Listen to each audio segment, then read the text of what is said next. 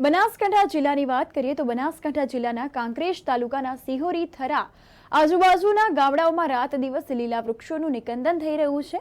એક બાજુ સરકાર વૃક્ષો વાવો અને પર્યાવરણ બચાવોની જાહેરાત કરતી જોવા મળે છે।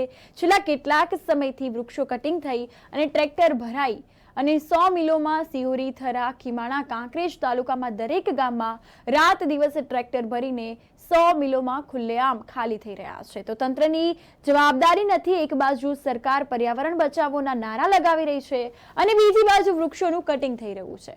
100 મિલોમાં સિહોરી થરા ખાતે ટ્રેક્ટર ભરાઈ અને કટિંગ કરી વેચાઈ રહ્યા છે। ત્યારે વાત કરવામાં આવે તો એક બાજુ નેતાઓ અને અધિકારીઓ વૃક્ષો વાવવાના ફોટાઓ પડાવી રહ્યા છે। તો શું આ ફોટાઓ પડાવી રહ્યા છે કે વૃક્ષો લગાવી પણ રહ્યા છે? લોકોને કહી રહ્યા છે કે વૃક્ષો વાવો અને પર્યાવરણ બચાવોની જાહેરાત કરી રહ્યા છે, તો વૃક્ષો બચાવવાના બદલે કટિંગ થઈ રહ્યું છે।